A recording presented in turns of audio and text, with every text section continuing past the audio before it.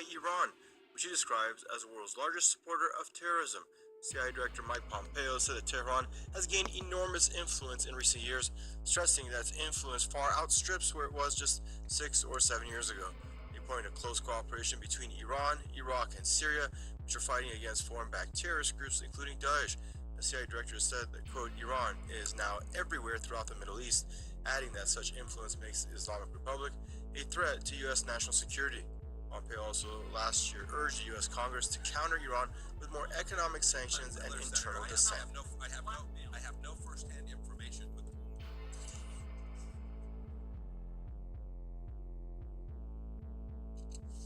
And joining us out of Ontario now is Mr. Jason Unruhe, independent media personality and political commentator.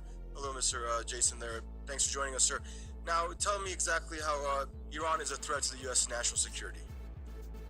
Well, frankly, Iran is not a threat to U.S. national security. This is a complete fiction by the United States. They are the world's largest imperialist power, a position that is only even challenged to some degree by China. Frankly, the idea that Iran poses a danger to the United States is frankly nonsense. We've heard this kind of, complete nonsense for many years. Back in 2009, during the early years of the Obama administration, it was claimed that, and even during the Bush administration as well, it was claimed that Iran was only a few months away from obtaining weapons-grade uranium, and that there were going to be missiles aimed at the United States for frankly, a reason that was never actually specified. I mean, this is just frankly nonsense. If they're saying that Iran is striking ISIS, and it recently has, what's the threat here? We're being given this idea that an alliance of Iran, China, and North Korea is this big, terrible threat to the United States. But what evidence are we being given of that? It doesn't seem to make any sense. And exactly, so where's the evidence with respect to this claim that we hear echoed out of Washington time and again? We just heard it from Pompeo once again, that Iran is the biggest state sponsor of terrorism. I really want to know what premise this argument is based upon. There is no premise. There's no basis for this claim whatsoever. It's simply facetious. The United States is the biggest sponsor of terrorism. They have already been found giving weapons to ISIS. They fund the Al-Nusra Front, the FSA, and other organizations that are constantly carrying out tremendous human rights violations against sovereign states. I mean, they sell weapons to Saudi Arabia, which is currently carrying out a devastating humanitarian crisis against Yemen. This idea that Iran is the largest sponsor to state terror just completely flies in the face of all of history. Was it Iran that carried out a coup inside of the United States, or was it the other way around? Of course, it was the other way around. It's simply farcical to claim that Iran is a state sponsor of terrorism. Now, tremendous claims require tremendous evidence, and that is not what we are being shown. So, Jason, what's Pompeo and the rest of these his cronies that keep echoing these sentiments? What do you think their end game is by trying to set this stage right now? I believe that there is a big part of there's a very large scheme right now to whip up more hostility to justify further U.S. intervention in the Middle East. The Al-Nusra Front, the FSA, and Daesh in general are losing the battle inside of Syria, and they're frankly going to lose, and the rightful Syrian government is going to take over. This idea of accusing Iran of being involved in state sponsor of terror is just another measure that would be used to justify further sanctions against Iran, to try to pressure them into not supporting people in the region that do not bow to U.S. interests. A lot of this is just fear-mongering. The same kind of fear-mongering that we've been fed a long time to justify much of the U.S.'s foreign policy. It's a lie manufactured just to justify the U.S. Ramp up hostilities in the region. Thank you, Jason. That was Mr. Jason Unruhe. Hello and welcome to Press TV's debate. I'm Marcia Hashmi. Thanks so much for being with us. Israel has bombed Syria 2 days in a row. Israeli government says it is in response to alleged projectiles that were sent into Israel. Damascus says the bombings have taken place in support of terrorists on the ground fighting against the Syrian government, and the so-called international community has said nothing about it all. Stay with us as we take a look at this latest aggression by Israel against Syria. Cockpit footage showing an Israeli airstrike on Syrian troops in the Golan Heights. A number of Syrians were killed in the air raids. Israel claims it launched the airstrikes after projectiles were fired from the spot on the Israeli-occupied Golan Heights. Previously, Israel did not claim attacks on Syria. This time, it has openly claimed them. Last night, the Israeli army attacked Syrian military targets. This was a decisive response to mortar fire at our territory. Our policy is clear. We will not tolerate any spillover of any kind. Not mortars, not targets, or any fire trickle from any front. We will respond strongly to any attack on our territory or our citizens. Western media reports show Israel has been directly giving aid to militant groups bent on toppling the Syrian government. The media says the aid includes cash as well as food, fuel, and medical supplies. According to the report, Israel uses the areas under militants' control in Syria as a buffer zone. Observers with knowledge of the situation say Israel's activities may not remain limited to the airstrikes, and Tel Aviv is considered intervening in Syria and even occupying Syrian towns if need be. They claim that the Israeli military is holding drills in preparation for an all-out war on several fronts. This comes as foreign-backed militant groups are on the defensive across Syria and have lost much of the territory which was previously under their control. The fact that they did it in a way that hinders the Syrian fight against terrorism shows whose side the Israelis are on. Israel wants to see the government of Syria illegally overthrown. They wanted to see that before the current president, Bashar al-Assad, even came to power. They wanted to overthrow his father for decades, and they weren't able to do so. Analysts say it will be in Tel Aviv's interest if the conflict in Syria drags on. This has been corroborated by Hezbollah chief Sayed Hassan Nasrallah. The Lebanese resistance movement's leader said in his Quds Day address that Israel wants all the conflicts in the region, including the Syria crisis, to drag on. Nasrallah has, however, warned Israel against any attack on Hezbollah, saying in that case, hundreds of thousands of fighters from across the region will be ready to fight back. If an Israeli war was launched against Syria and Lebanon, it is not said that the fight would remain Lebanese-Israeli or Syrio-Israeli. I'm not saying that other countries could intervene directly, but it would open the door to tens or hundreds of thousands of fighters from all countries of the Arab and Islamic world to take part in this battle. As for the Syria conflict, Israel's ideal outcome would be the partitioning of the Arab nation into statelets, which would pose no threat to the Middle East's notorious regime, which was created in the wake of World War II. Israel has been feeding on the conflict in Syria over the past years, but developments on the ground show the downfall of the Damascus government is nearly impossible, with President Bashar al-Assad's forces having the upper hand on the battlefield and his adversaries in disarray.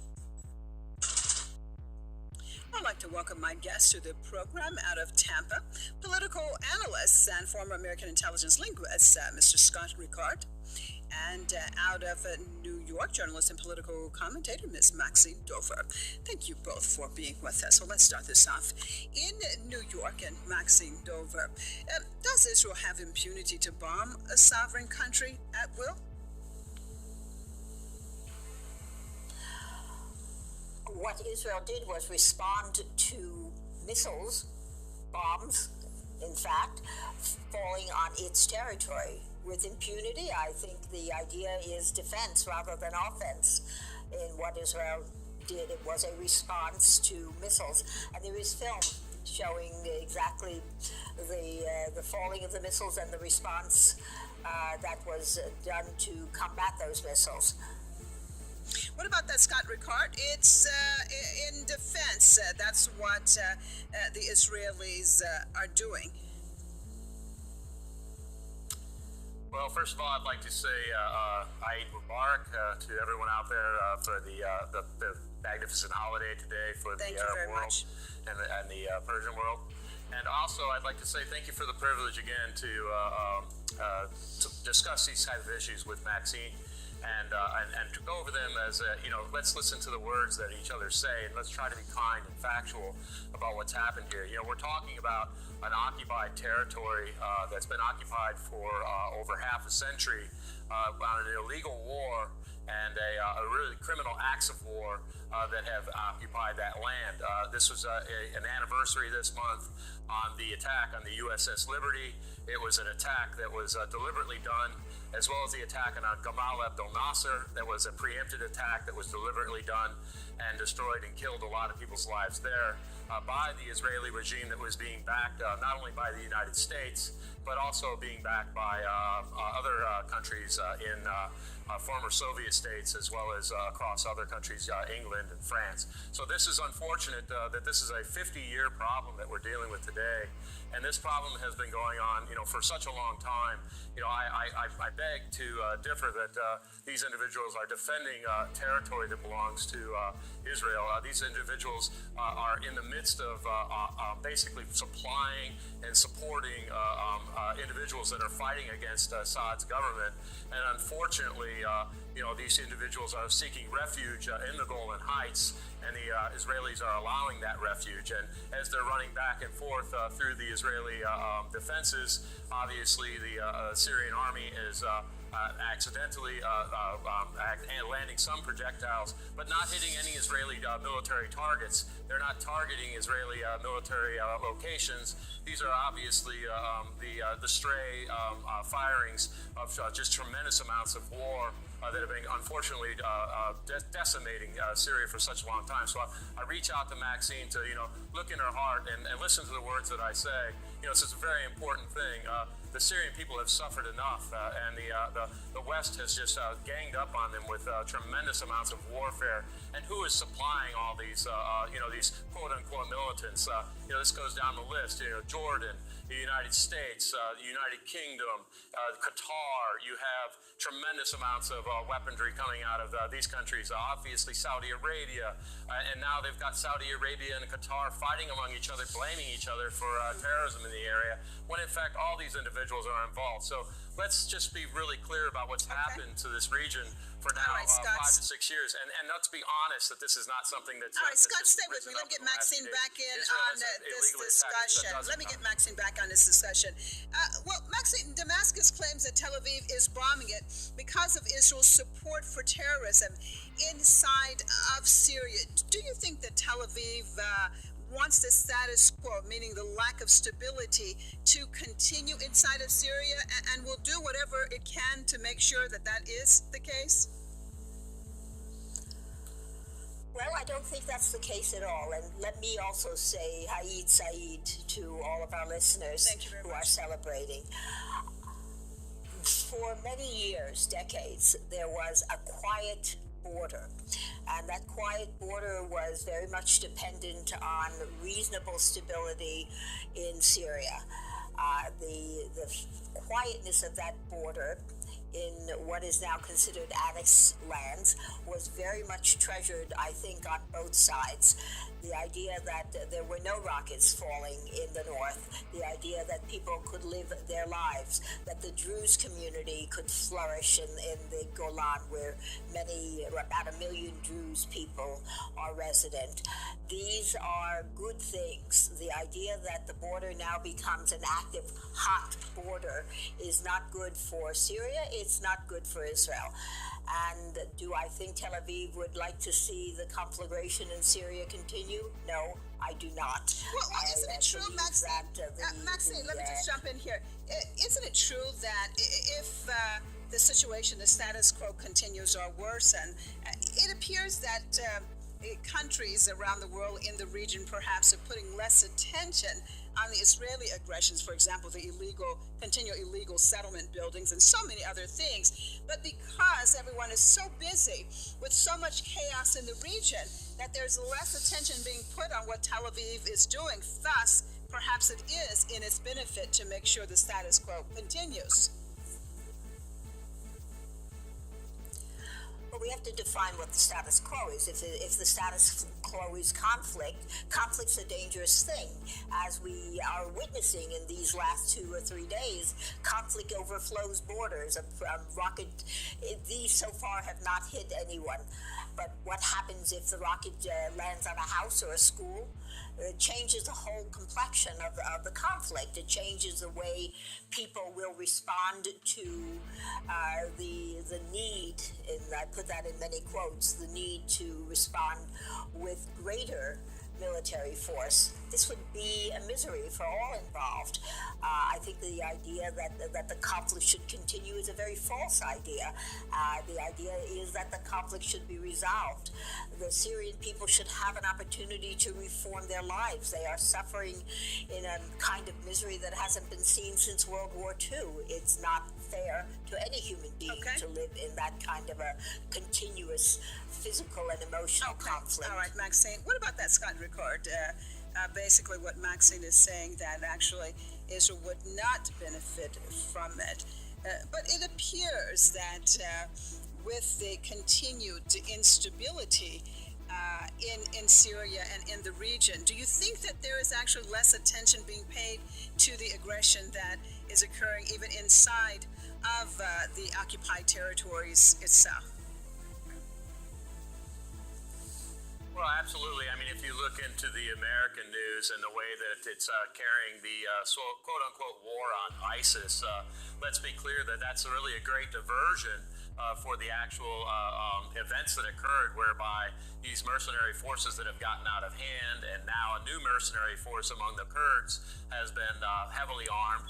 The Kurdish armed rebels supposedly are also, potentially could get out of hand. These are individuals that have traditionally helped the Americans in Azerbaijan. They have helped the Americans in northern Iraq. They've been allied with the American Israelis for some time. So this is a long-standing relationship. And to say that the chaos wasn't influenced by Israel and Jordan, the United States and Turkey, and all the other partners that have been arming and bolstering and supporting these quote-unquote rebels that are really mercenaries for hire, most of them. This is an environment that has absolutely been instigated by all the countries that I've named. So obviously, if they aren't intending chaos, I don't know what they're intending, because that's what's ensued and that's what's continued. And at the same time, obviously, Assad's done a great job alongside the Iranians, Hezbollah, and Russia at basically thwarting the efforts of a global effort to basically topple his government. And the people of Syria, my hat's off to them on this grateful day, to basically say, thank you for standing up to these imperialist nature, because obviously it was being done as a concerted effort, and unfortunately Israel was a part of it. Israel has been acting illegally and occupying illegally many territories in and around what was actually illegally given to Israel by the United Nations in 1948. And as you see, many people around the world have risen up. The protests on El-Quds Day was fantastic last week. So I think that the world is beginning to open their eyes and understand that imperialism and colonialism is wrong. All right, stay with me, Scott Ricard and Maxine Dover. We're going to cross over to our Facebook page and check out some of the comments our viewers have left on this subject. As an occupation army, Israel needs to support surrogates armies of death like ISIL to unleash savagery and violence in the Middle East while they remain the dominant power in the region. ISIL is Israel. Israel needs Assad to be ousted so Syria can be dismembered and Israel can annex Golan and surrounding regions. The entire Middle East conflict is America fighting Israel's war with their neighbors in their quest to achieve the greater Israel. It was never about the oil. Israel will help the Western allies drive out Russia and Bashar al-Assad from Syria and install a Western-backed government in Syria. If only you would place the blame where it belongs. The Syrian army fired rockets into Golan and Israel conducted air raids. The US and Israel's sole goal in Syria is to break up the country into as many parts as possible, create as much chaos as possible, arm as many opposing groups as possible so that Israel can continue to exist without any rights for the rightful citizens of Palestine.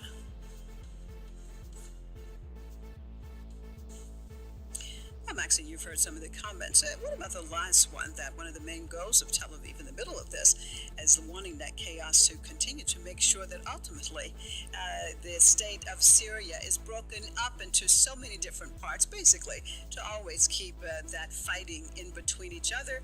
Thus, going back to what I had said earlier, Tel Aviv has more time to do what it continues to do inside of the occupied territories and elsewhere. Your take?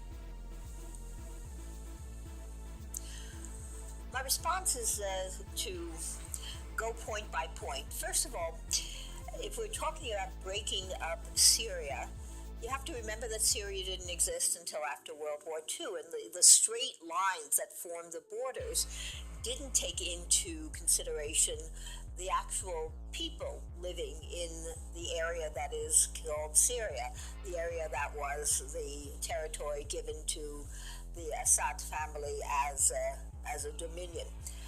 The Kurdish rights were not considered, the Druze rights were not considered, the rights of individual tribes. So then you're saying that it's not bad then to break it up. It's an interesting comment that you're making, because of course, interesting comments you're making, Maxine, because we know that the entity called Israel did not exist until after that time. So very interesting. Exactly. So your point then is that. So let us all of us look at. Wait, let's not speak over one another. Go ahead. I am agreeing with you in these senses that the rights of individual peoples need to be taken into account within the framework of what could be a federation. The fact is that the country of Syria does exist. It's getting close to 100 years. And in these government federations, there's greater efficiency in having a working federalist type of government. Should there be an acknowledgement by such an over umbrella government of the rights of individual people, I think that would work to everybody's benefit. With regard to the establishment of the state of Israel, again, you have the rights of the Jewish people. The idea of the two-state solution will take into consideration the rights of the Palestinian people. And I think the idea of a negotiated peace is one that all of us would like to see enacted. The recognition of everyone's right is part of that negotiation. And once that recognition is there, the efficiency of regional government or state government will be far greater. Okay. There is water technology that can supply water to everyone. There is electrical and solar power that would give everyone a better life. The point of war is misery, and war takes away the ability to progress. I think if the leaders would really take into account the interests of their people, and that includes Assad, and that includes Abbas, and that includes Netanyahu, then there could be peace. All right. And there could be a progress. Well, it sounds like a beautiful fairy tale. Very beautiful fairy tale, Maxine. It sounds like a beautiful fairy tale. If we can all live in peace, it's a little difficult.